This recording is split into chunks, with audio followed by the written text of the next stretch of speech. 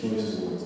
This is a very exciting inaugural event for us. For the first time ever, we're celebrating the entrepreneurship, the business sort of acumen and development of our students, not just the business students, but also students across all of our pathways and the ideas that they have for their own businesses, their own development ideas.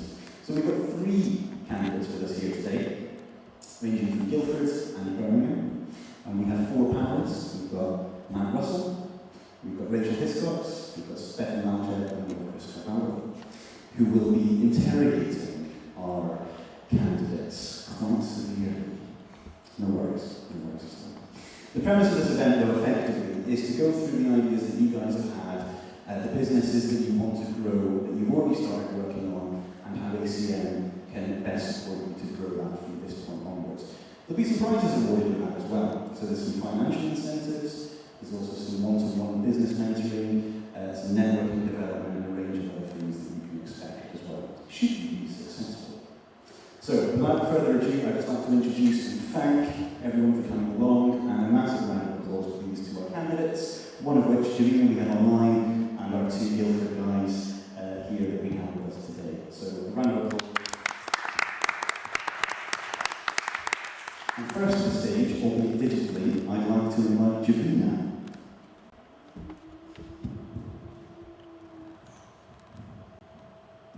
Is it me now? It is you now, Javina. You're good to go. Oh, okay. Let me clear my throat a little bit. So, yeah, hello everyone. Hope you're all doing well, online as well. My name is Javina, and I am from the ACM Birmingham campus. I'm on the productions pathway. So that should tell, or maybe it doesn't tell me what I'm going to do later. So I suppose, can you see us, will you be able to see my screen? I don't know if you're going to be able to see if it's big enough. So I'll share screen. I like us talking like this, but I'm going to put the little slides that I did together for you. Okay.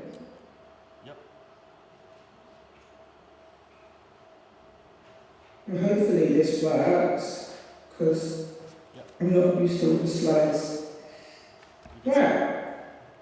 Cool. So welcome to my proposal. This is Females About Music. It's the creation of Safe Space Centre for women run by women. And that's our little caption. Oh, Javina, could you possibly make your screen, the slides bigger? Is that possible to make them? Yeah, give us full plus, screen. Can you plus the? Oh, that is full screen. Is it okay? Is it really small? Should I try and zoom? That's okay. You can zoom in. Should be able to zoom. That's fine. I just wondered if there was a plus at the bottom, magnifying thing. No worries. Ah, yes. Yeah, should be able to. Oh, okay. Hold on. Is that big? Can't see it at all now. We can only see a white Rachel, screen. It's gone blank. Working. Can we go back to how you had it before? Okay. Technology of the day. See if that. Is that it? Yeah, that's perfect. good. That's good. The dot on the bottom, she could just Don't pull. worry. Okay. Let's start again. So Females About Music, the creation of a safe space centre for women run by women. That's a little logo that I created. It's a project proposal. So let me just go into it. Hopefully this works. It doesn't look like mine. This is okay. Right down. Right, cool. So Females About Music is a centre, a safe and inclusive space, and it's aimed to promoting gender equality and addressing social issues within the music industry and societal issues as well that really have an impact on women's progression in life and their opportunities.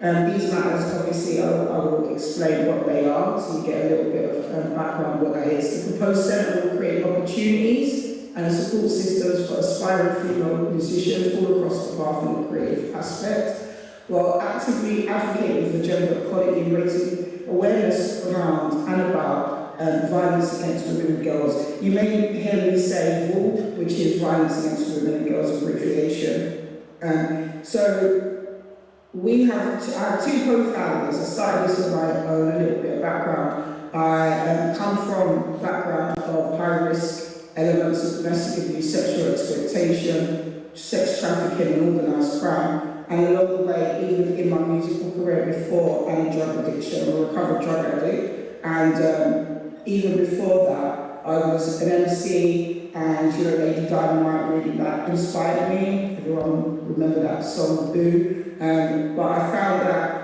in the communities of music and just in communities in general, exploiting women was quite a big thing, with vulnerability, and just that if you wanted to get ahead, you was kind of encouraged and exploited to do certain things sexually. I found that in private radio stations, I found that after parties. I saw a whole world and was part of that world, witnessing it and experiencing it. So that's my evidence personally to the matter of just what safe space is.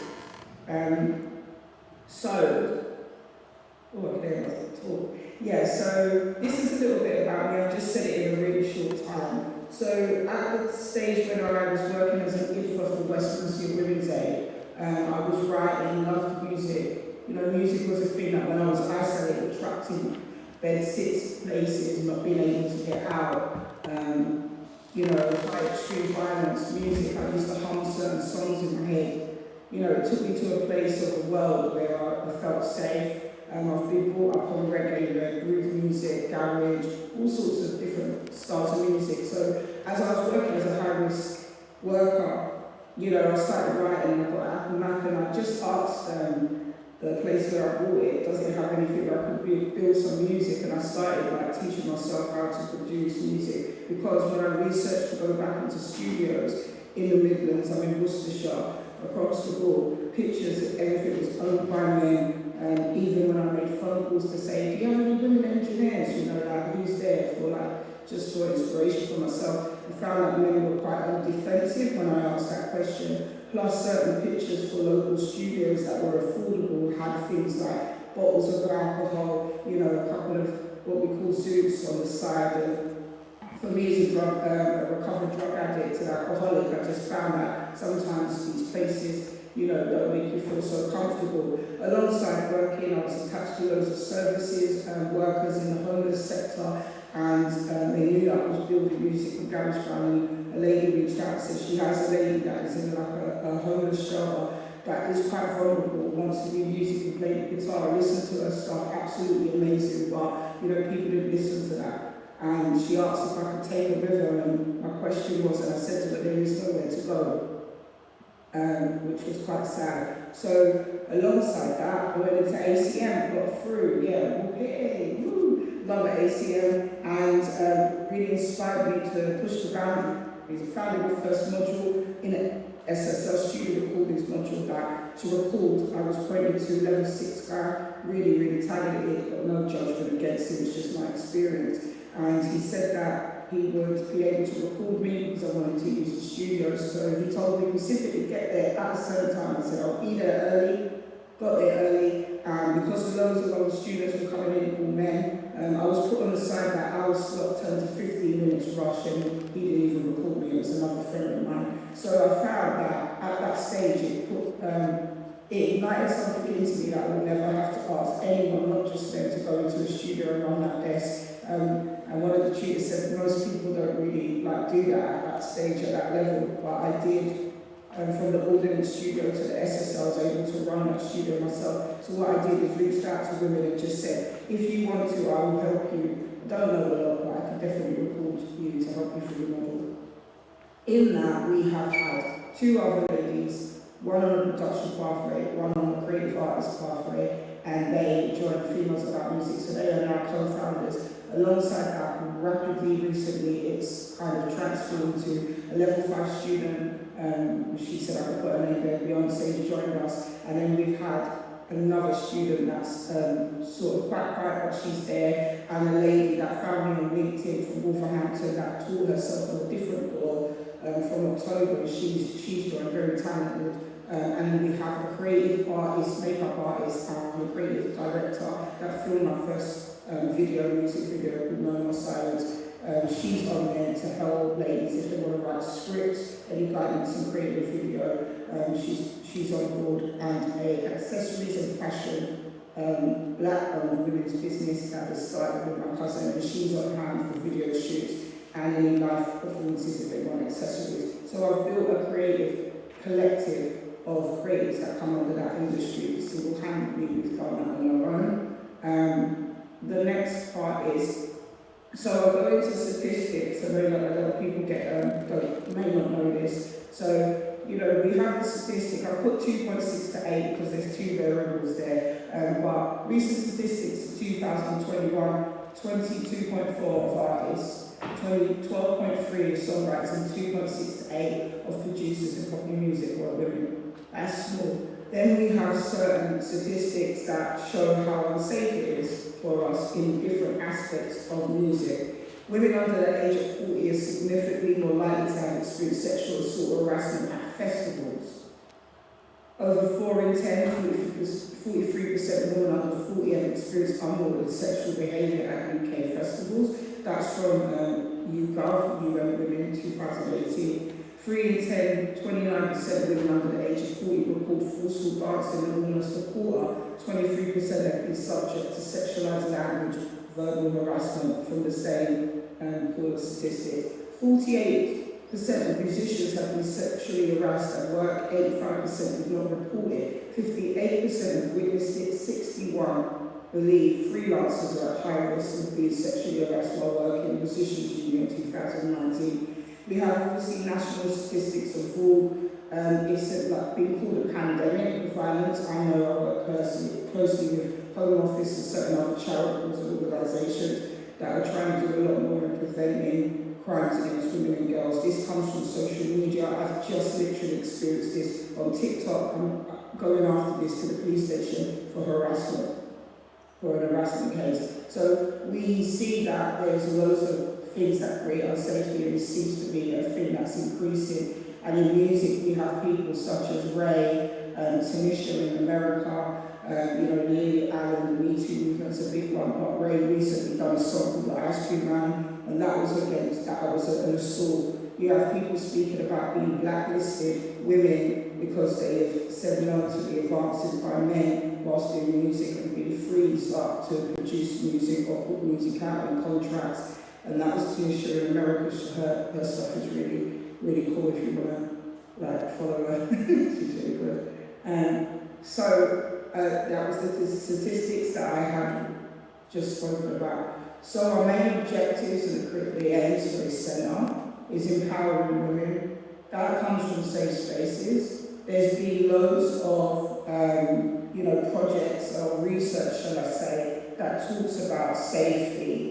Safe spaces being a big part of encouraging women. You know, we have that from refugees, we have that from women-only spaces in all diversity pools, such as whether that's to do with age, whether that's to do with religion or culture. We are here to collaborate, challenging with gender inequalities, power dynamics, and creating more balanced and inclusive industry. You know, I get questioned a lot, does that mean that women don't want to work with men? It's not that, we just want a space to help each other, and it really does work. Promote equality and diversity. Now for us alone now with about 9 women, we've got different age groups, different ethnicities, women that are in music that may not hold to a certain genre, but normally a genre, or if you play an instrument you get into a community, and we've seen that some people are floating in all different genres, producers, artists, writers, all different age and backgrounds.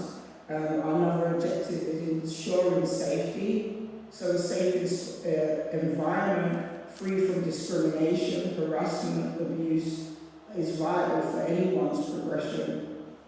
You know, that's just anyone, but for females especially, with the statistics that I've shown you, it's really vital.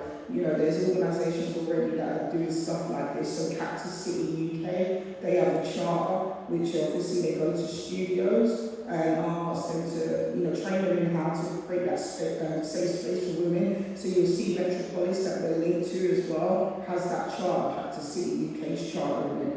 So they've been to the House of Parliament and speaking about misogyny in music and industry, fair rights to play, they talk about. You have obviously Femme Fatality, that's just going to be starting a new collective create collective for women so that we get paid and we get jobs and we're safe. And you have all different Girls IRA, you have loads of that Girls of Brown, those are these things that are pushing out for this underrepresentation, that bridging that gap for us, moving on the back of the statistics. Collaboration, community building. So basically, financial barriers is a big one. Why people can't progress, and the artist now is everything encompassing. So with the creative space, what we do is like do projects together. Someone has a skill like behind the scenes of visual art. You know, I can't pay for the photographer or whatever. We may be able to reduce the cost, but also build up people's catalogues and portfolios, just working together and sharing skill sets. That way then like, people have a better chance of getting out the quality of music in a competitive industry. So this is our value. So if we have a big centre or a space, we obviously need equipment. We need state-of-the-art equipment, so the SSL studios, space for workshops, because some of our stuff is about not only music, but what encompasses a workshop. So we want to run, when we're talking, me, Sam, and Precious, when we first started, we used to talk about releasing process. Like I've done that on my own with a mentor from Inspiring Leadership Foundation, which helps women from the age of 13 upwards. They found me a mentor, which is called Twitty, and she guided me on a plan of TikTok. I had a safety plan. I spoke to Women's Aid, they really addressed my planning for safety. So it's stuff like that, how to be safe. How do you deal with someone that's harassing you on TikTok? You know, not a lot of people know their rights or the laws of what that comes under, because there's harassment and there's hate crime, etc. So our workshops just ain't about writing music or, you know, learning the law. It's also about these kind of things that we want to bring in Cactus City and say, like, can you explain what you do so they know where to turn to. We also want to have, eventually, if we have a big centre, is have stuff like a beauty and makeup part, where we could have a nail technician and makeup artist to encourage artists, obviously, to train them, but also how they present themselves in the way that is in this industry. We know image is a big thing, and if you're doing a live show, you may not have the money to pay for that. So how can you do that on your own? Maybe a walk-in closet, where we have donated, or people that are studying fashion clothes there, so when artists do live performances or turning up to an interview or something, that they can come and borrow the clothes and mend it on a scheme basis. So that's that. Our customers and demographics obviously are women, all age groups. I wouldn't get into the younger people underneath 18, because obviously there's a different whole remit there, but obviously there are people out there that are helping Inspiring Leadership Foundation. If they were 13 above doing music and they wanted to come, we could partnership or link up with them to know how to do that in the correct way, or young people's centre or organisation. So all age groups, all backgrounds, nothing's going to stop you coming in here if you want to use the place and respect the place. And what we found as well is that a lot of people feel certain organisations, there could be red tape, you're not so high risk. We're not looking at you have to have experienced domestic abuse or sexual violence. You just want to be in a safe environment to progress, to understand, learn, and also maybe get help for campaigns. You know, a lot of people don't know how to do that, they haven't got the money to, so we can reduce the cost for the artists, literally, and take the pressure off. Because I know studying and doing a record and release, how difficult that is, and I'm still learning. So I've got like a blueprint of do's and don'ts of what I would have done better, which I would put on a website or have there for people to access. And the demographics that I've got there is from my TikTok. Javina, can we just stop you just there, just very, very quickly? Yeah. Can you move this forward into a bit more of a pitch? It was supposed to be a 5 to 10 minute pitch. We're now on 17 odd minutes. Yeah, so just move it forward. Just you'll have to speed up the presentation. Speed up the presentation and try and get to some financials and the actual business idea itself, where the business idea actually plays into this proposal. Okay. So, alright, so I've tested this safe space, I've already done it, I pitched the safe space, which isn't related to music, but it's for women run by women, it's in the community, I pitched to council. They started it off at £1,000. I didn't spend all that money. It was just all resources of rent. That's all we need, rent a space, which you can get for free if you have a space like, example, ACM or studio. You know, some of the studio we just went, that was me, I pushed the union to do that, to say, like, give that to production. I think that was a £450 VAT for 6 hours. We went in there as production pathway, so you can utilise the existing spaces to reduce costs. All we need is top of the art equipment, basically, to have to record and help people and talk in enough time. So that's been done. So here's the total that I've just picked with Home Office as well. So Home Office are leading out something in the near future. This is a grassroots level because the centre is really expensive. I will get there, but that's really like lotto money or big investors. So at grassroots level, you're looking at if you had to spend, and this is mainly for equipment, rent, and some stuff that needs to go in there, which you would know what I'm talking about. So, but if you wanted to reduce this route a lot, you just need a space that has the equipment.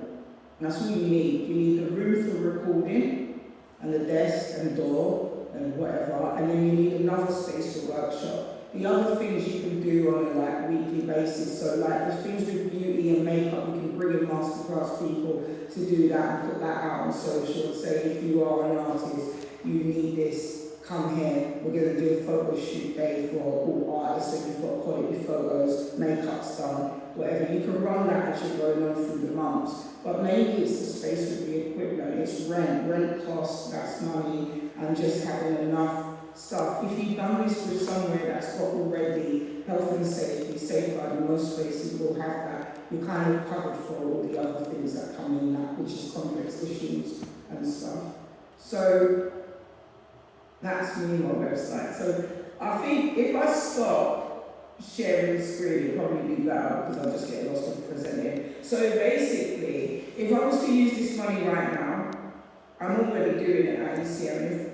If I was to use any of this money, I would rent a space and do a conference to round up loads more investment and pitch into people. So basically, the conference is a united conference of organisations and showcasing new female talent and having little pod areas. So there's a place in that called the Iron House in Brum. It's about £450, probably could get a little cheaper. I don't need much. I can do visual art. My girls are really cool in it. I can put out my own thing. I've got connections with Inspiring Leadership Foundation, Cactus City UK. I'm having a meeting with Sonar next week. I'm at a symposium. All these people that I know, women that are absolutely involved in making this a thing or want to do that. So the conference idea would just be rent for a space to showcase what I'm saying can actively run. So the podcast of beauty, having the makeup artist in a little walk-in closet, we could emulate the actual centre in this conference, have organisations talking about things, invite industry people, business investors, big people, Home Office, EWB, and see where we can get pots of money to continue running this. Maybe it's not that I get a space that I run, but maybe it's a space where we just put the females about music inside of, such as Summerfields. So, you know, to have that costed every 2 weeks or something, you know, we could do that and start building up. So that's that really. Sorry that I was long-winded. I didn't kind of get what I was meant to be doing. That's okay. I hope that says it all. Right, so I think it's probably better if we start asking you questions now. Yeah, go for it. I'm so sorry. No. If you didn't get the message, you didn't get the message. So, Chris, would you like to go first? You seem right. eager beaver. Go for it. Thank you, Javina, for sharing all of that. It's very clear what the problem is and who's experiencing the problem, and obviously you've done a very good job of contextualising that through your lived experience, which is great. It's clear as well you know what to do with money. What I would like to know is what the sustainable version of this would look like. Like I said, it's clear you know where to spend money, but it'll be good to hear a little bit more, I think, if my colleagues might agree, about the product and the sustainable version of this. If I'm like a customer, if you will, a potential customer, where do I go? How do I sign up? So you can find us at ACL. I've got the SSL studio every 2 weeks. That I can do as an artist and building my catalogue. I'm there for another year. My main aim is to obviously get funding to do this at maybe Summerfields. I've just spoken to Phil the last time, and he said that this is one in London. You can find me on a WhatsApp group. I have a Females About Music Facebook community page, which has a lot of women on there that showcase their stuff from well-being, therapy, nails. You know, we artists will put down, this is my new track, and people are following each other, and people are just keeping an eye on what they can help and assist them with. So the Females About Music community page, I suppose, is the main one, but also social media. Everyone catches me on TikTok. And now with the ladies that are connected deeply in the Females About Music, a lot of people are messaging each other from there. So we share with who we've got now. If someone connects to them, they'll be like, can this person join? I kind of do the vetting kind of thing, because obviously that's safety one, making sure they are a female, because we've had that before. And then we just bring them into the page and see where we can help them. Cool. So, What I think I'm getting at really is that, like, obviously this is a non-for-profit enterprise, but having said that, you still have to make money and spend and allocate resources like a business does. So I would just like to know a bit more. Maybe, I don't know. Yeah, I mean, I was about to chip in. Really, it's the point where once your grant money and people that are willing to give you money to help you assist this, or even favours, like here's an SSL studio for you to use free of charge. Beyond that, how do you turn that into something that generates enough money so that you don't continually have to have grants and have favours, etc., etc.? Because at the moment, the business is run by your force of will, you know, and it's like, if you're not there, does the company exist? If Javina... Yeah, I think it will do. I think it's an assumption that if women get together, it's not a transfer. It's like an ecosystem. So the ecosystem is my money will generate. If I from that get paid by that artist some money to produce the track, but that artist then gets signed to do a project to make music for media, you know, they're getting money. So the ecosystem is, if there's a photographer even, and we need photography for our artists, they might have to pay a small amount, but because it's reduced at a cost that's really affordable, or someone does it for free, that builds up their catalogue, you know, then they get work. So it's more of the ecosystem of transferring skills that I believe generates money. I don't believe that you won't get any projects or any money. I mean, if I had to sell it on myself, and there was money to have this space and I was renting it with no attachment to ACL or Summerfields, obviously space can be rented. So you can do it that way, but I think the ecosystem of the projects that will come from it will build money. Javina, how do you get paid though? Like, because you're running it and ideally run it full time, right? But do you not, like, just on that level? Yeah, if you went salary, for wouldn't you? funding, Take a little bit. if you went for funding, it was an organisation or it was an actual non-profit, obviously you can go in for your own bracket of work, you know, that could be... Yeah, absolutely. You could do that. Yeah. So I could do that. The only other thing that you can do, which has happened with my safe space in Ryan, is that I've partnership with Inspire Leadership Foundation. So I'm in partnership with them, so I'm underneath them. Right now, I'm studying, but after that year, there's a potential that I could be paid for that. I could work another job. I don't know. Do you know, like I feel, there's ways of you getting paid. No, what I mean is, like, obviously you can take a salary from a non-profit. That's fine. It's just you know, how do we keep the salary going? That's kind of You just keep, I mean, I think the ecosystem thing is where it would start and generate. Because what I'm hearing in this ecosystem is just lots of barter, like a lot of. No, she would get tracks made and then people would get released. It would get released. I think that's. Is it sort of like a reverse pyramid scheme where you're essentially where you're creating, you're hoping that the clients that you've basically lifted out of a terrible situation, you're hoping that they pay forward essentially back into your organisation, and or do you do explicitly do that at the front end? I think I could answer it with my project that I'm running. Yeah, so Safe Space, the Run project, women came in and they got work. they got onto apprenticeship without it working. They still might turn up for a day, learn their skill set, but they're working. After years, you're building a platform for people to make money. Now, if that project now, after our things is like, inspiring leadership, is like, now you're at uni, we can pay you a pay, because I'm actually a facilitator, I'm a worker, or I'm running as a CEO or something, then that's a potential money for my income. But although it's a transference of skills, you're still getting fair pay, right?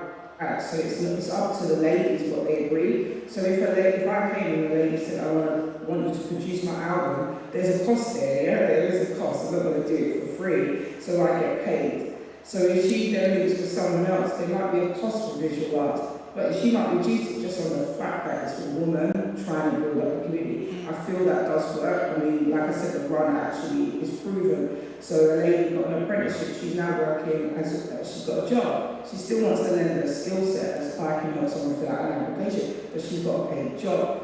And it doesn't really matter to us whether they go off and they're like, right, I've got a big project here and I'm making money. The thing is, from that result, we then get further investment. I've watched that work. So I feel like that's where I might have looked there or not. I probably ain't explained it. No, I get it. I totally get it. And I think it's a fantastic idea. And I think your USP is the kind of safe space angle, more than it being like set up as a business to generate money straight away. It's, from what I understood from the presentation, it's a safe space to start with. And I think once you've got that community, then like you said, people will go on and generate, and they'll feel more comfortable to go out into the workplace and do a variety of jobs. So I think it's a great idea. But can I just ask you something? Because can we? Oh, I'm just getting.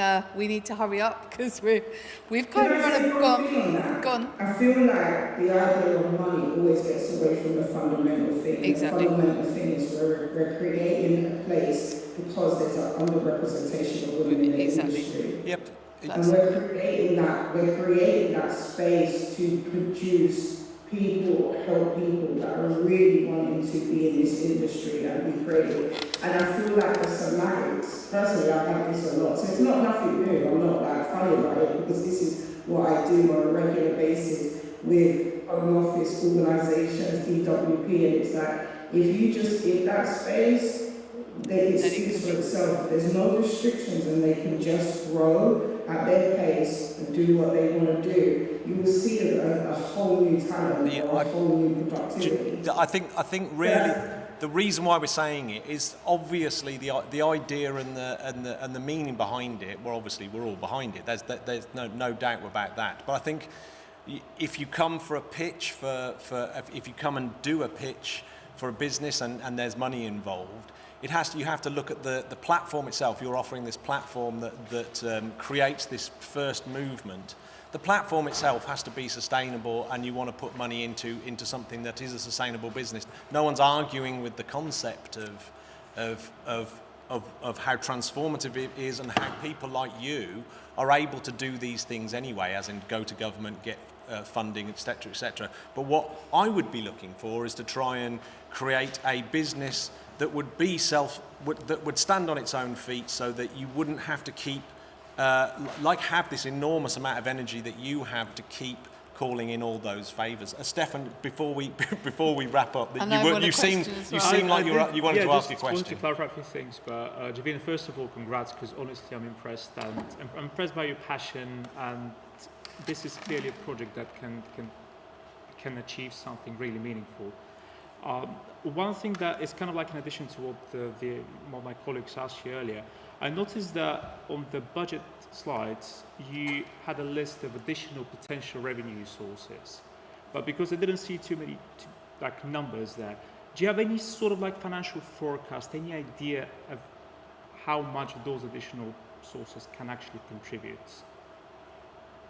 I think when you started, I think I put 7,000. I've listed equipment. I didn't put that in the slide properly. But you're looking at, if you just have the space and you have to do it as a shower and you have the equipment, you're getting small stations. Creative Houses, one of them in London, that's got a small space. They've got a couple of workstations, a back screen for photography. I put down potentially, depending on the equipment, the estimated is £7,000, potentially £15,000. This is As the a money start. that you That was your spend. That seemed that's to be what your you need, spend. yeah. But I think Stefan was talking about I'm asking the. about the revenue because you had a list of potential revenue sources. Oh yeah. And I'm just curious if you have any forecast, any idea how much you might be How generating. much I would like charge for like, you know, I think like producers would charge their own amount and for the space to rent. I couldn't really like say off my head, I didn't think of it in that much detail if I'm honest, of how much I would charge and revenue that I would get in. Guys, unfortunately, we have to call it. It was a very compelling session that there, Thank you. filled with passion, a really interesting subject here, which we'll come back to at the end. Can you just have a massive round of applause?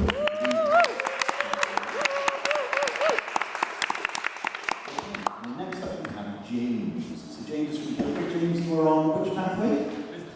James on the business pathway. While James gets himself ready, can you just hear a little bit about my pathways? What do you do here at ACM? Talk about your experience in business. Chris, you go first. I'm one of the lecturers, the business lecturers here at ACM. So I mostly on the core units of business, as well as like the entrepreneurship, skills units and that sort of thing. So yeah, tons of that sort of stuff. I am one of the business tutors at ACM in Guildford and London. And yeah, it's a great space. My background covers from being an artist on the creative side and also on the business side and working with artists and as an entrepreneur as well. So I'm actually really passionate to be here and to see all these pitches and potentially to help those creative young people come up with a great idea and achieve something meaningful. And Rachel. Yes, Nice to see you again, I as know, great always. to be back. I'm a senior lecturer. I've been at ACM 8 years, September, and I've taught mainly on the business pathway. And my specialist area is kind of radio podcasting. So yeah, great to be here. So excited to see these presentations because we've done quite a lot of business. We've seen a lot of business plans over the last 8 years. So I'm sure these guys, Javina's was amazing. So I'm sure Crack House is going to be equally as good. And Matt, tell us a bit about yourself. Yeah, I'm a pathway leader. I used to be a co-founder of a multi-million-pound production company. I own a couple of podcasts. I'm the science communicator for ESA and interview business people about some of the largest industrial projects in Europe. So yeah, that's my kind of business acumen, but really I'm a kind of live production specialist in terms of what I do here. Thank you very much, Matt. Are you ready to start? Good to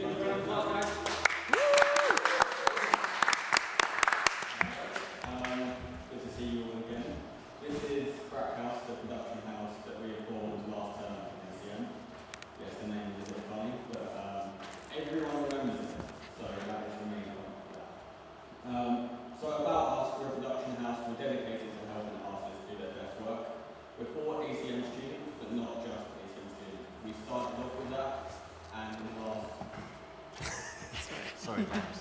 Oh. That's brilliant. Can't see it. Thanks. In the last 12 weeks, we've had 8 artists, 2 outside of ACM and 6 inside of ACM, and we've had so much demand, we've had to say no to people. So the main point I'm trying to get at is,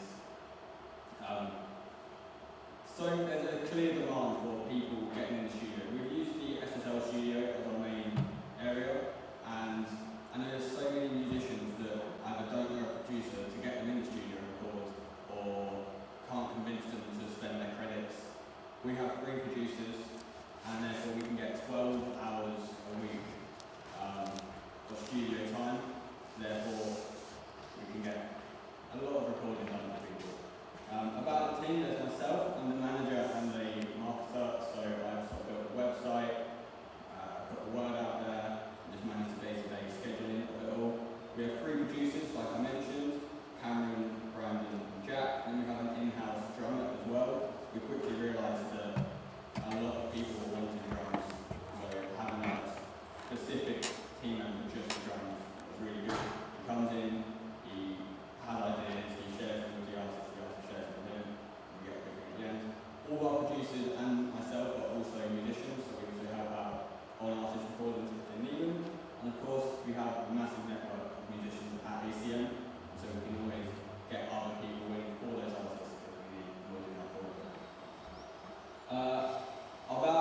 quality, creativity and collaboration. Collaboration is really important for us. We want to get as many people in our team and around ACM involved as possible.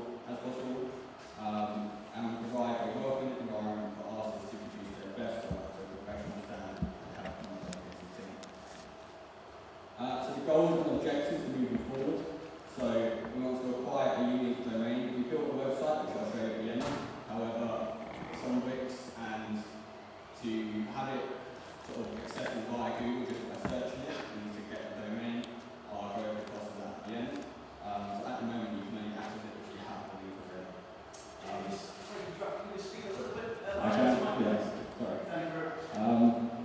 We also want to grow our audience, so at the moment it has mainly been ACM students, but also two from outside, and to do that we want to invest in digital marketing. So far we've had an Instagram page where we've used the collaboration feature to get our audience out there as much as possible, but with more paid for ads on Google and on social media just to grow the audience a bit more. And then our final objective is also to host a launch event at the Boiler Room. This will showcase a selection of the amazing artists that we've had recorded in the production house so far. We've already spoken to the Boiler Room, and this can be done. We've got the cost for it. One of our team does also work there, so we've got an extra in. And our producers will do the live sound engineering for the event. That slide sort of does the same thing, but shows you the process. So I'm sort of move on from that one. A bit of the statistics so far. So 8 customers in the first 12 weeks. It was very busy because we've got quite a big team to get it all done. 100% customer satisfaction. We've had a lot of people wanting to come back. I know 80% does not make sense. It's bad maths for me. It should be 75. But the what's it called? The graphing, the image, only goes up in tens. So I rounded up. And yes, we've already got a lot of high demand. We did 8 out of 12, 8 people in 12 weeks, and we could have done 20 if we had the time. There are so many people wanting to get in because there's just not enough access to the studio unless you're a producer. I find at the moment. Some testimonies from some people we've had in. So Bridgeside is a great covers band, that's the word. We recorded 2 songs for them in a live setting, so it sounded like they were live, so they could put up their promotion. And they said we were a great team that delivered a great final product. And Harry Beckton, outside of ACM musician from Ryan, who we recorded a new single for. We actually had our drummer Will on it, and also one of our producers playing the organ on it. So the whole team really got involved. And he said, my experience at Crack House was great. A lot of other stuff, and then I would highly recommend it. So this is the final bit before I show you a bit about the website. Just a bit of the breakdown of the costs going forwards and the revenues going forwards. So far we have not charged any money at all because we did it for our 501 collaboration project. We've had a look at some other competitors, some other companies, and the rate that they're charging, and we look at charging £40 for mixing and mastering. For ACM students, we would not charge to use the studio because we're using the ACM studio, and that would just be completely immoral. So we would record them for free in the studio, and then we give them a taster of the final mix, and we go, if you want it, we also do the studio recording, the live recording, and then also live sound engineering. So all of our producers are also very good at doing live sound, and this is quotable depending on where they need to go to do the sound, so the cost varies. Back to the cost, I don't know why I've done this upside down, but yeah. We want to spend some money on some more professional branding and design. So far, I've done all the sort of designs and stuff that you'll see on the website in a second, where getting a graphic designer and everything else that's talking about would be good. Digital marketing and flyers, we want to get some flyers posted around Guildford, around ACM, and invest in that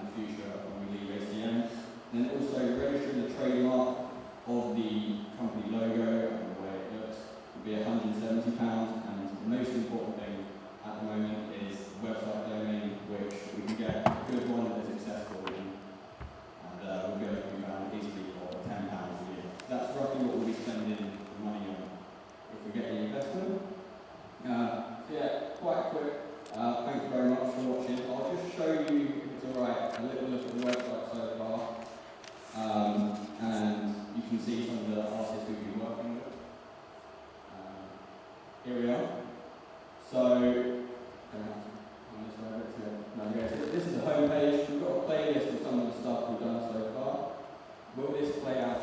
It won't unless I plug that into there, but I can.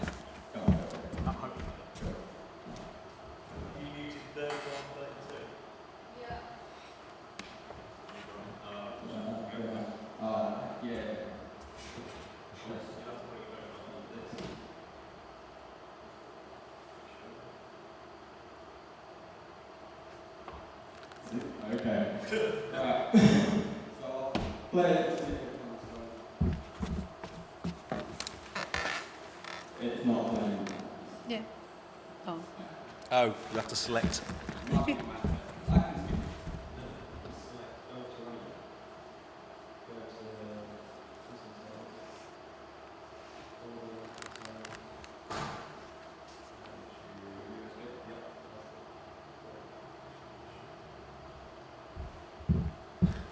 I like this standing laptop thing. It's good.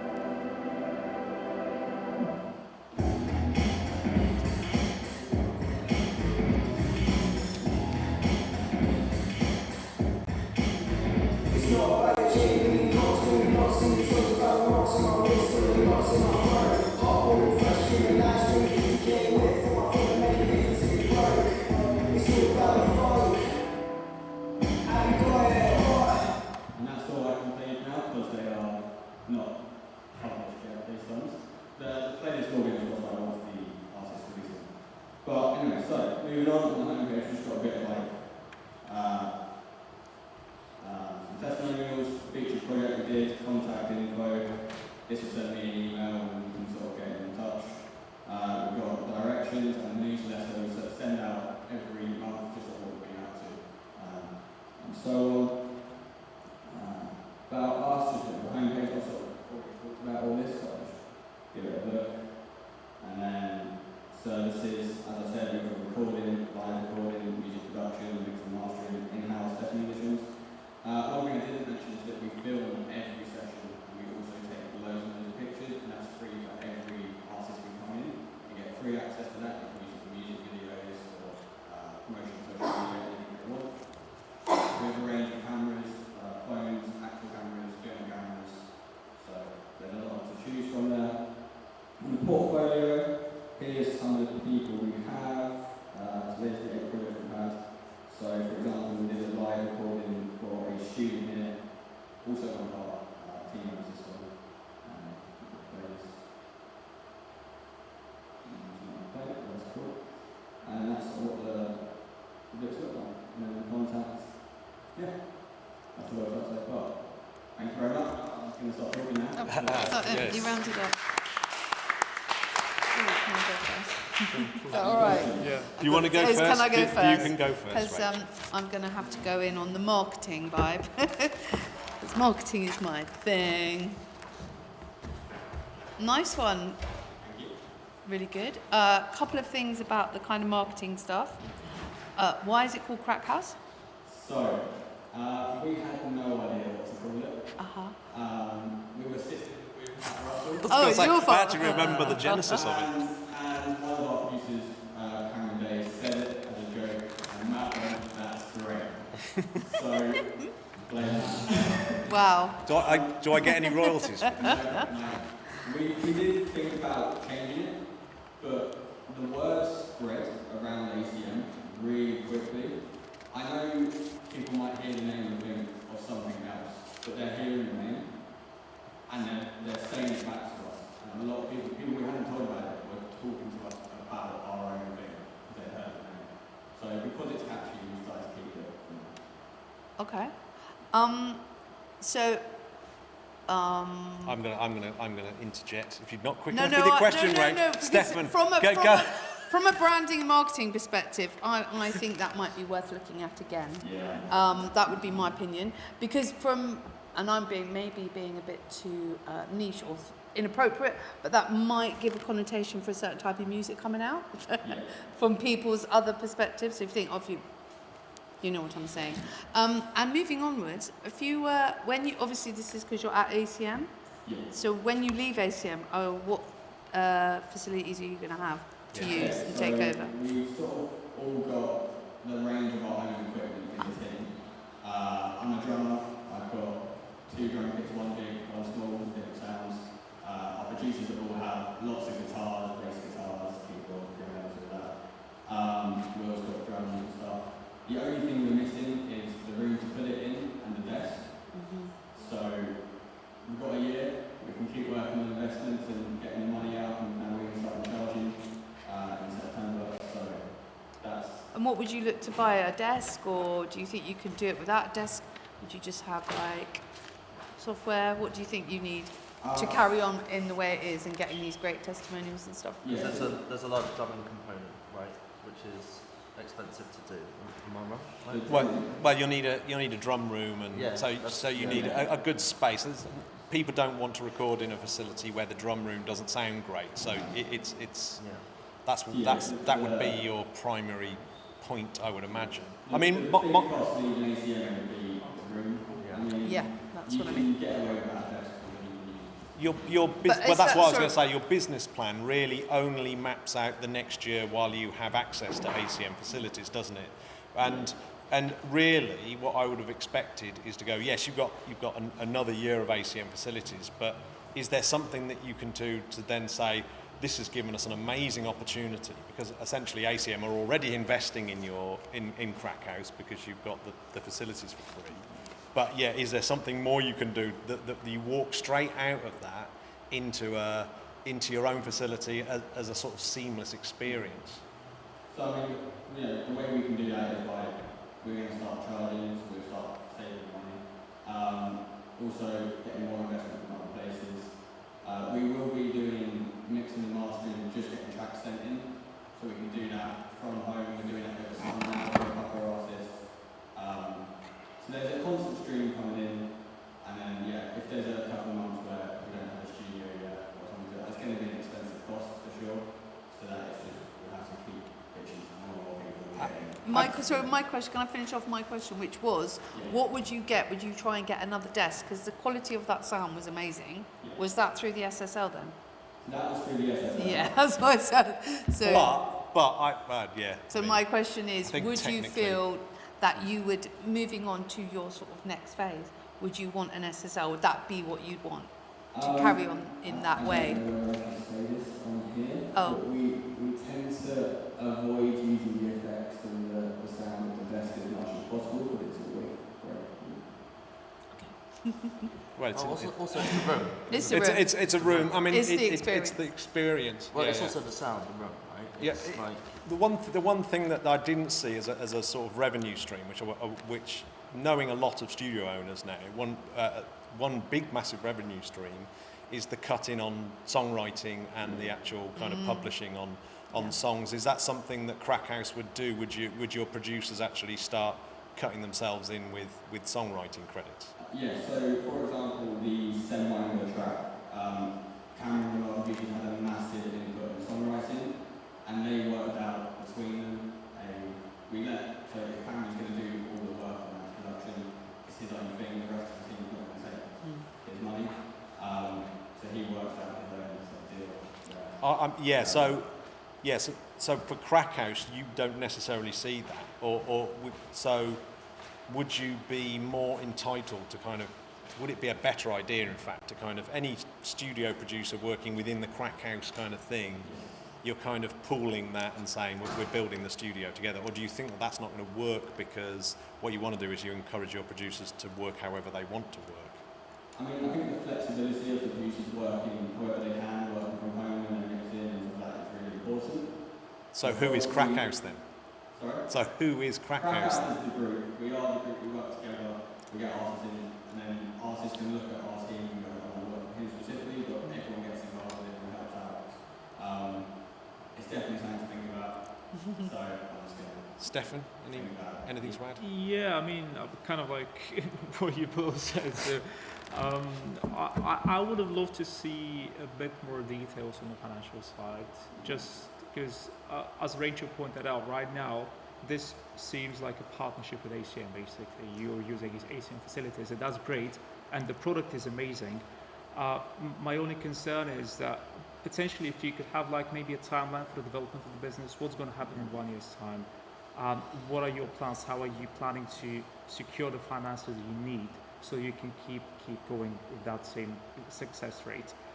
And yeah, that's the main thing that if I have any concerns. In regard to the name, I was going to ask, because you said that one of the main priorities right now is to have the domain name, which I assume means that you are not considering changing the name. We're open to the idea.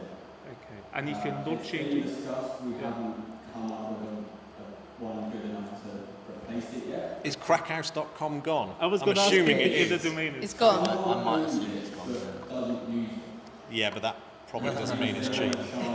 Yeah. Right. Yeah. That's going to be at least is available. Is it? Oh, Surprisingly. Yeah, that is surprising. it's round up time. How expensive is crackhouse.co.uk? Okay, anything else to add, Chris, before we round this one up? Yeah. What does it cost you to do a job? We do a job at the moment for using, so it doesn't cost us anything Yeah. in our time. What will it cost? Yeah. What will it cost you though? Like So outside what of will it this? cost? It will cost the electricity, the rent, the paying of the producers. Yeah. The way it works, they'll just take a cut out of the whole cost from everyone. Yeah. And then the rest will go to the company. Okay, cool. And the company is U5, who are also, some of which or all of which are also the producers who are contracted to do the jobs, which is normal and fine. Is all of your, I feel like my thing right now is like, I want you to get paid. No, I feel as though my thing is that there's producers in there who are also company owners who might be a loosey-goosey producers in their own right with it as well. I think that there's an issue there, I think, in terms of what does it mean to be in Crackhouse and how to build that up. I actually think I'm going to quickly sum up the thing that I think that you brushed over that was a really good, unique selling point that you should have dealt more on is the fact that you were doing things like taking photos in there and for their social media. Definitely. I think that's a really brilliant idea and that stuff like that is where you should be thinking of USPs. Just one very quick question. Again, talking about who is Crackhouse and the producers. What are your actual? What are the agreements that you have with your producers? Are they exclusively working for Crackhouse? Yeah. Okay. So that might be the way of sort of saying you're exclusively working for Crackhouse now, but they'd have to have their own terms of agreement. I think that's your. exclusively work with us, but then an artist that comes in can fade them on. Yeah. Yeah. Choose to work Yeah. all their time. It's a good business model and it does work. There are studios that are doing it. It just needs a bit of shaping up. It's the agency model. It's right? it's finding them. It's finding that upfront money for a studio that people will like the look of. You know, lots of outboard, those kind of a nice sounding desk. Even though a nice sounding desk isn't necessarily necessary. Nice kitchen, It's the always thing. Yeah, for nice the visitors. kitchen. Always about the tea. Well stocked tea, nice biscuits, Very true. etc., etc. Good place of town with a good kebab shop nearby. Can I just I think advise we need to that, round it off. like, and Yeah. this Cut is it a off. general thing, and it is a point of, accuracy and sustainability and stuff. But like, definitely budget your time. Like, even if you are the director of the company or a director, it doesn't mean you're not also a worker within it. So it's important to budget your time so that it's a lot easier to burn out when you're not getting paid, right? Yeah. And at some point, you're gonna have to bring it home and continue to do the work. So even if you come up with an arbitrary daily rate, and even if it doesn't actually cost you that right now, that's cool. but having that in the budget. Keep a track of it. It's what Richard Branson did. He kept a track of it, never charged it. But if an artist like Mike Oldfield blew up, it's like, hang on a sec, you had all this free studio time, you still actually want paying now. But I think that's kind of a good way of doing it, the Richard Branson model. It's got to be in the spreadsheet. Basically. Yep. Yeah. And it's like you don't want to do it. It's like, oh no, it's fine, but do it. Come on, Chris, we got to wind this You've up. got to wind this up. Anyway, really good. Anyway, very awesome. good. I like the slides. The slides were All I brilliant. am, I'm very excited that 501 collaboration project seems to have landed there. Developed pretty into well. a really good presentation. Well Thank you done. very much. More round of applause.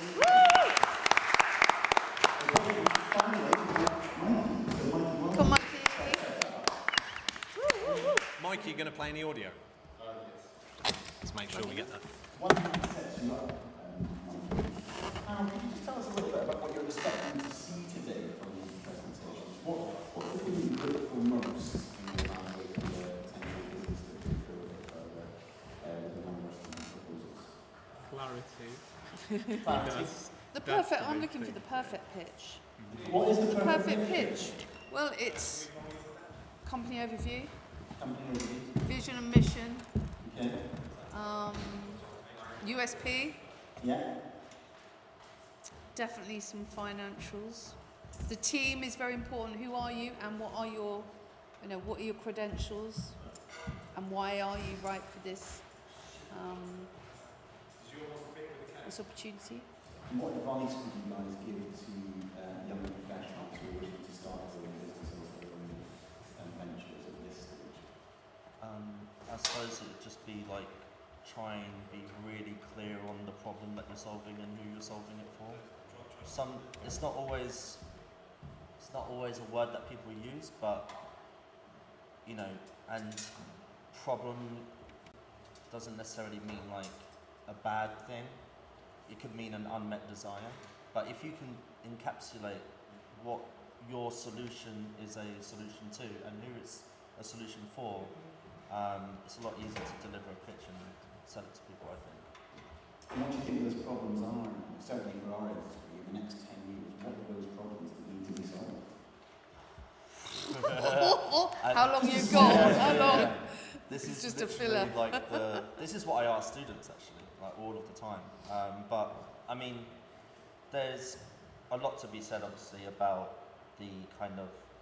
I mean, one problem that I think about quite a bit is like the distribution of attention in the music and the creative industries, and a lot about like platform economics and that sort of thing.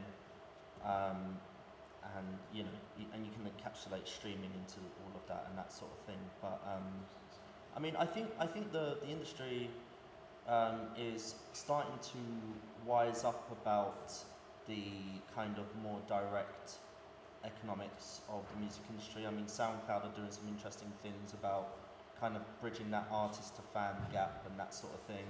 The artist direct industry is outgrowing the rest of it. It's a very small part of the industry, but it's growing faster than everything else. So I'm personally really excited about, just bridging the gap between artists and fans personally. But it's definitely a thing that I think fans as well are starting to understand and kind of think about, because streaming everything isn't necessarily a connection either. So yeah, that's what I think about quite a lot. Very interesting insights. Thank you. One more round of applause, please, for Mike. MIT. It's a good job we didn't pick the volume. No, right, you hear me? Yeah, for all that. It's As close as you can. Actually, just Yeah, that's brilliant. We can see it. Yeah. So, my name's Mikey, some people call me Mike. So this is my coach Mike's rapping coaching. It's essentially a cross between English language lessons, musical theatre clubs, and community music clubs. I'll get a bit more into this in a bit. For now, I just wanted to show you a clip.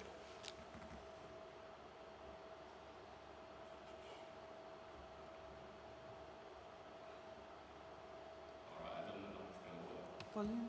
Awesome. And you're going to tell me by show of hands whether you think it's hip hop or Shakespeare.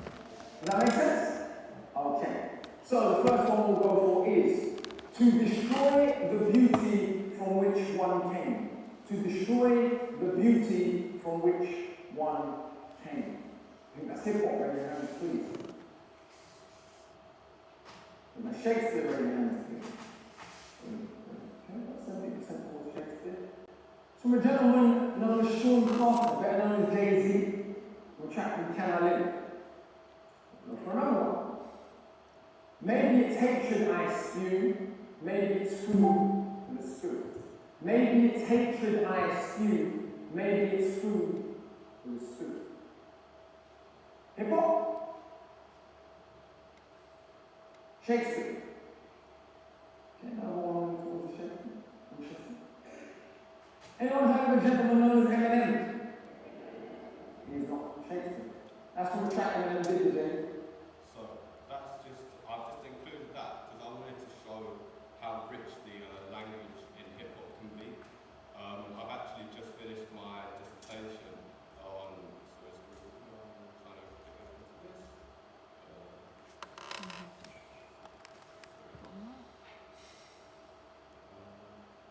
Do you know what this is? Which one? In Firefox. Yeah, I'm not sure the slide is original. Sorry about this, guys. Yeah, I found Tom's. No, at least he hasn't got that many slides up, not many tabs. That's really So, yeah, like I said, I just wanted to highlight the richness of the language that's used in hip hop and rap.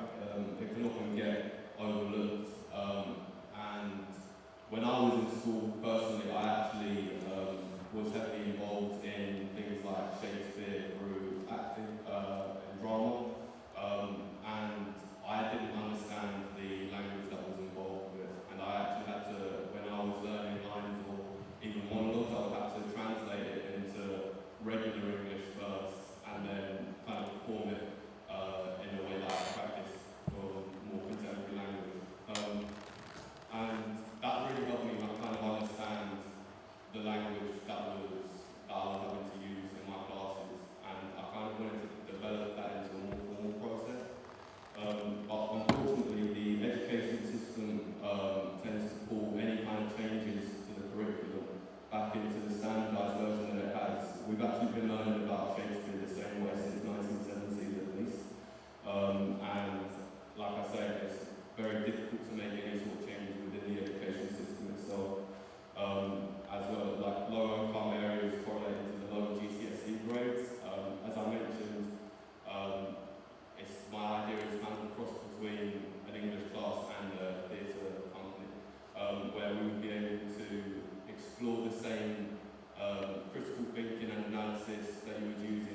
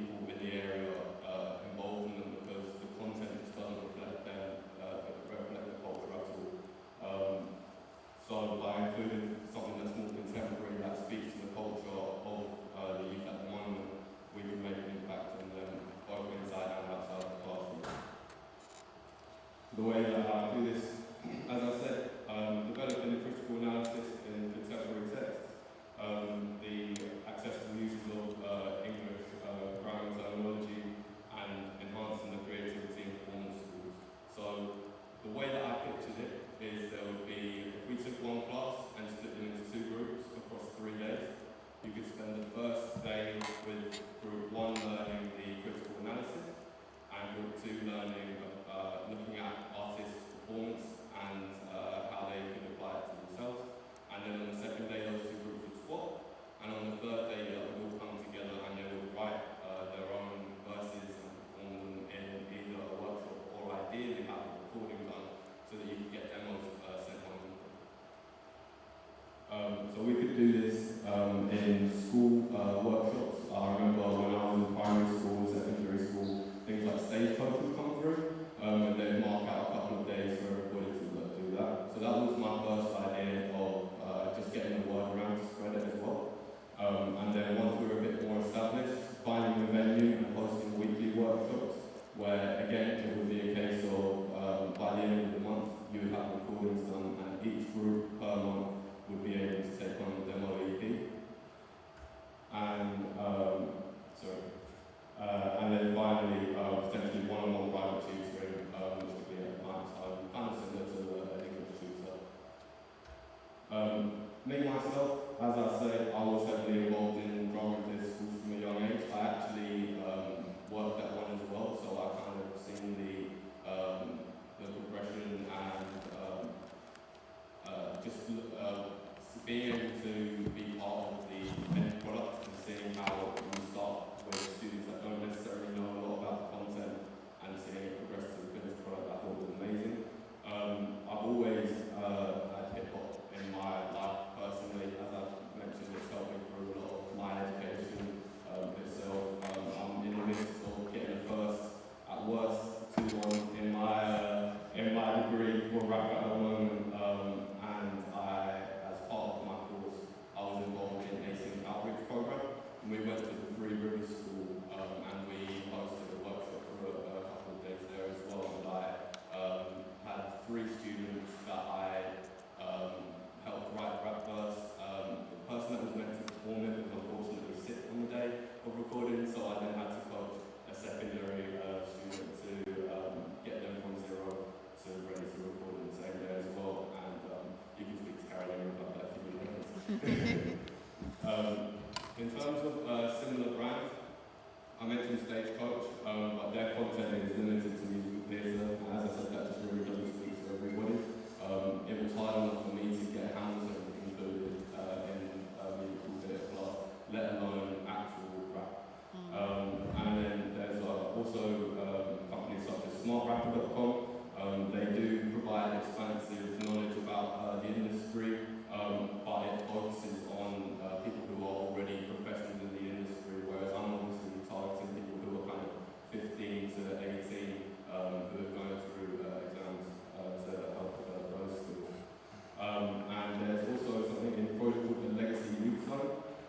They host a lot of regular workshops, a lot of music workshops, which could potentially be competition, but at the moment they've only had 2 rap-centric workshops. So I actually feel like it's more of an opportunity than competition to be able to go and speak to these people and potentially host some of the workshops there. As I mentioned earlier briefly, we start off going to the schools or community hubs just to get the branding out there, hosting workshops, and then eventually getting an online presence where we can upload videos of the students who have had their final products, or even hosting cypher sessions on those platforms that we could use, kind of similar to how GRM Daily promotes UK artists at the moment. In terms of the fundraising, I will put my hands up and admit I'm a creative artist, I'm not a business student. So as far as funding goes, I don't have everything sorted at the moment. In terms of the funding from the Chairman's Choice, I would use it to get equipment that you could then take to the schools, such as portable sound treatment, a new microphone, because my microphone is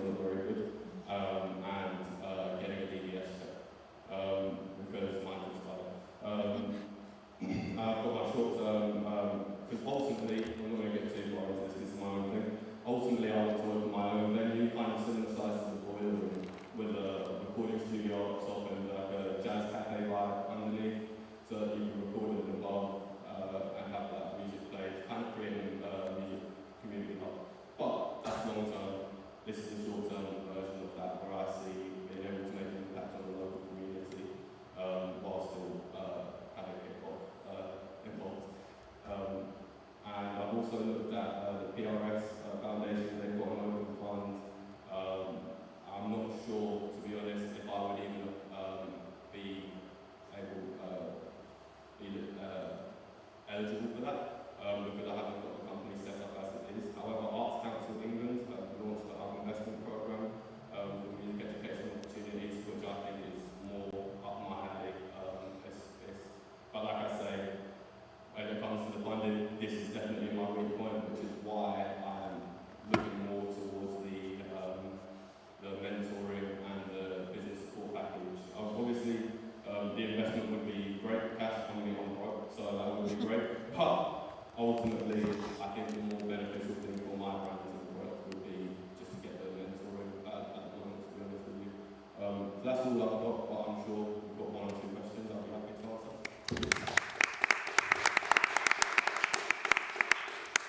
Where in Croydon are you from? You added to it? Ashburton. Oh, yeah. So I mean, I love it because like I grew up in Croydon in a council estate, and like I kind of fell through the cracks a little bit for a moment. Like I came out with like especially out of there, right? But you know, because I came out with like really low GCSEs, like I couldn't even do a full set of A levels, so I had to go vocational, and then by doing that, I was able to go to uni and excel there. So I'm all for, you know, that more vocational approach, which I feel like this is kind of like what that is. You know, and when I was a kid, like I was as well very involved in the underground scene at the time, which is also like something I think I am privileged for, because like I just got involved in music, and that kind of got me through the vocational and then onwards. So yeah, I love the problem. I like the solution as well. I mean, obviously, like it'd be good to know what happens to the money and stuff like that. But you've already kind of like admitted to not fully knowing that at this point. That's fine. Sorry to that's all right. I've kind of got two minds with how this could either be going in the direction of non-profit, in which case I'd have to look at project council funding and stuff like that, but also just having a similar structure to the theatre companies that I was part of. But the only issue that I saw with that is trying to find something that would be affordable for the area, while also having money to expand the business. Like I say, that's kind of what you guys kind of do. Yeah, I mean, I would go all in on investing somehow into that Croydon community as well, because you know, I mean, it's not news to anyone that Croydon has its problems, you know, in this way. So maybe an event or something, I don't know, or kind of like, I feel like you're talking about a mobile rig or something like that, which is cool. It was like I mentioned, they've got the Legacy Youth Fund in Croydon, so having something that I could set up, not necessarily just in Croydon, but in other low-income areas, or anywhere that kind of would take it, just having a mobile set up, so that you could take the workshop with you, as opposed to having to rely on people coming to you. I like this mobile solution. Rachel. Yeah, brilliant. I thought it was fantastic slides, really clear, straight to the point. I got it, understand what you want to do. I think it's great. All I would say would just to ask a question about marketing. Have you thought about that side of it and how you see you'd like to market the project? So I kind of alluded to it. I've gone into a bit more detail. First of all, establishing an online presence for the company. I think once you have the demos, you've got pictures of the workshops happening, putting stuff on the YouTube page, like your own daily, and having a hub for underground or grassroots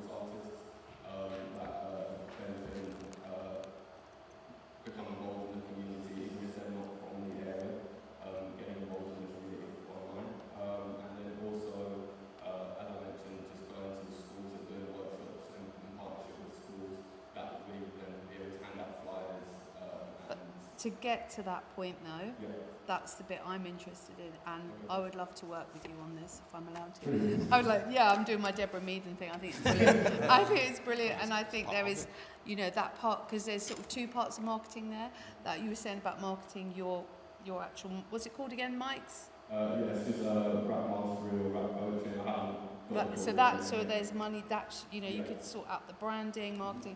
Then of course you've got sort of like how I see it would be like you would be the workshops and go into schools, so they would be your market as well. Yeah. So you'd need to market that area as well as doing all your social medias. But that would be kind of networking. You're already doing that with the outreach stuff, so amazing work.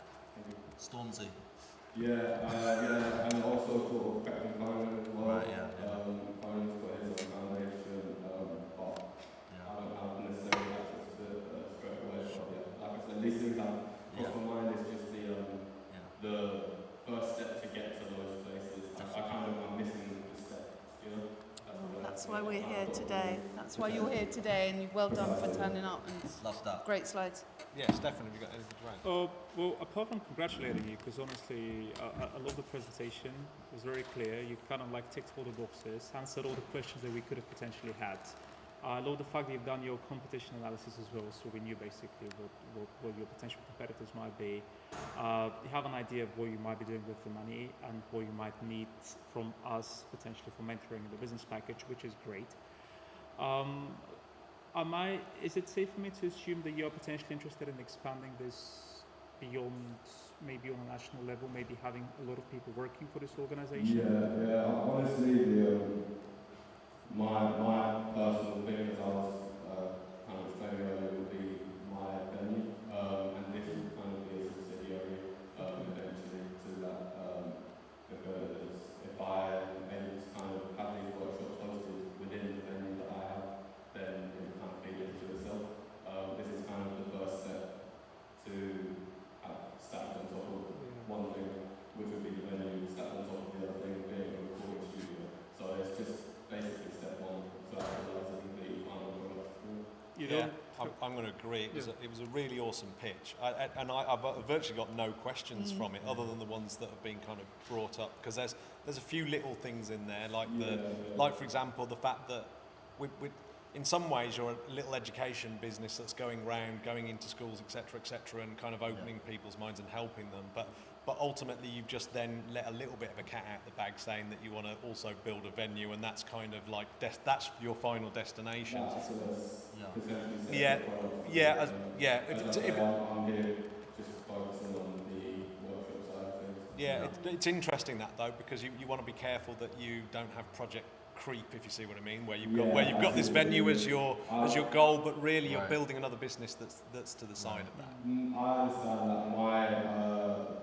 My understanding is always compartmentalised. It's more than this is stage one as opposed to this is a separate thing entirely. It's something that I can adapt to step two, and then I can then adapt step two to step three. Yeah, I mean, if you're building up this business that's franchisable, and then you step out of the franchisable business that's running, and then suddenly you have this venue, that is a really, it's very good long-term thinking. It's just you've got to be careful that you don't that you don't overdo the long-term thinking. No, don't joke about it. I love it. No, and I it's thought, your brand. I think starting with the branding and you'll be fine. In wrap-up, I think that was a really, really good pitch, because it was simple. I understood it. I understood exactly what you want. So I thought it was a really, really good pitch on that front. Really nice touch on the Yokala video as well. Yeah, set the Really scene beautifully. nice touch. Yeah. Like, if you want anyone selling this, it's Yokala. Yeah, for sure. Yeah. Yeah, Awesome. good. So much.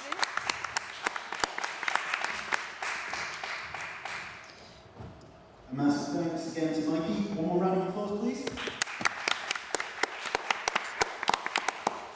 so we're going to take a short break now while our panelists confer. During that time, if our contributors can make their way out to the foyer, to the cafe, with Mike, where they can discuss what they've just been through and how they think they've done. Panelists, you have 10 minutes to agree on To debate. Nice. Do you want me to silence it to the stream, or do you want people to hear our debatations? Oh no. Here we are. This is back. It's crunch time. Step back so Javina can see you. She'll never be able to see you. Can you see Javina, that? can you see me and hear me? Yeah, I can see you. You're right. You're tall, quite tall, so. Yeah, I know. Maybe I'll do that. Do the Matt Russell stance. Doing a lunge. The lunge. Okay, you'll just have to bear with my tummy for the rest of this. So we came to we've come to an agreement.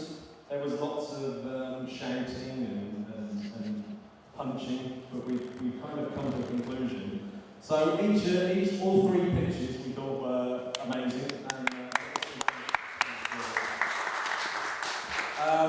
But there was one pitch that we thought was actually the best, that we're going to give our largest sum of money to, and that is Mikey's pitch, because it was simple, and it was actually very easy. So Mikey, you get the big 500 for your pitch. And Rachel has also offered to be your mentor as well. I want to be there as well. More the merrier. I think so. I think there'll be a few of us. I think the one thing that was missing is the fact that, you needed that brand, you needed that kind of identity where you could hang on to it. Of course, Rachel is your expert on that in that front. So I thought, really well done, because it was a great pitch. You're not a business student, but you pitched it exactly right. You got it exactly right. Anyone else want to add anything to Just say to Mikey? the problem was so clear, like it just very, very strong, like really good. Yeah. I've got my dissertation if you guys want to read it. It's all about how we can put rap in English classes. So, Come on. Sounds great. Right, so Javina, that does mean that you also get a £250 bit of cash to help you with your endeavours. But we thought that actually you're pretty much doing exactly what you need to do already right now. That you're absolutely just doing this thing, and really I don't know how bigger amount of money is really going to help you carry on doing what you're already doing. It's a really worthwhile thing that you are doing. Obviously, it's born out of an absolute need for that to happen. Your idea. Actually, Chris had a thought. Like, I think it would be really cool if you set up like a Patreon, 50 quid a month, insider access or something like that. There's like a bunch of people who, in between raising money, in between grants, there's a bunch of people who will like very happily part with 50 quid a month on Patreon for something like this, and that could really help just sustain the enterprise. Momentum. Yeah, absolutely. Yeah, I mean, for me, it was all about trying to get that. You're developing a platform, and I think you need to think more like a business for the platform than anything else. There's nothing. Obviously, the idea and what you're doing is fantastic. The platform itself, I think, needs more tidying up around the actual kind of the money side of it. I know you even moaned that we should be thinking about money, but I think that's what the platform needed. That was, and I think we all agreed on that, didn't we? Amazing. And finally, so James, you're exactly the same. You get the £250 well done. Obviously, this is part of the collaborative projects as well, 501, so that could be taken forward into 502 if you're staying as Crack House as in 502. So keeping that £250 and doing what you said that you wanted to do with that, and that was to kind of develop a website. Maybe or maybe not keep the name. We did have some arguments about that. I actually think the name works really well, and it would only put off classical musicians, and I doubt even that, to be honest. So obviously, the mentoring that you can have, of course, is amongst us anyway. That you're as part of 502 and Crack House moving forward, if that's what's going to happen. Obviously, you could also be thinking about spending that money at an event for 502, so that might be your final project for 502 moving forward. If that 250 is going into something like that, then you should also maybe look at how you develop that £250. Go up and ask for more. And there's a process of doing that where you can go in and pitch to the higher education team, I think will help, and go in and sort of say, this is what we need extra, but you need to bring in some financials to try and sort that out. There was one idea that we were sort of talking about in Crack House and where it would go, because I think what was wrong in the pitch for me was the fact that you didn't have a destination. The destination was a little bit obfuscated by the fact that you've got an extra year of doing it under the ACM ban. But maybe there's a conversation to be had with Metropolis Studios, for example. Maybe there's a space that you can have Crack House, even if it's for a year, and then you're developing this new space for students like yourself to graduate and then have another year of kind of facilities that have to run commercially, and therefore you can get some mentoring of Richard Collins and the other Metropolis staff. Of course, I haven't asked Metropolis. Yeah, I was going to say. And maybe. But I think I'd advise that's the sort of conversation that you go with.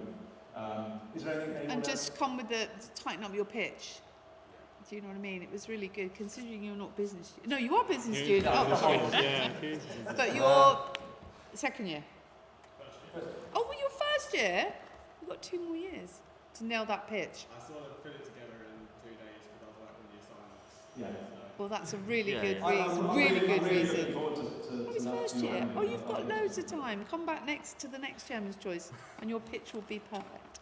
So that all sums it up. I don't think there's much more to be said. That's we have a sort of winner, but Yeah, you're all winners. You're all brilliant. no losers, no winners. So another massive round of applause. Hello, guys. Thank you, guys. Thank you very much. Thank you for those who are listening at home. And we'll be in touch soon with how you receive your funds, obviously. I think Tom's going to be in touch about that. Yes. 'Cause that's probably what you want to know. Right, big Yeah, forward to cash. So I've got 10. Right.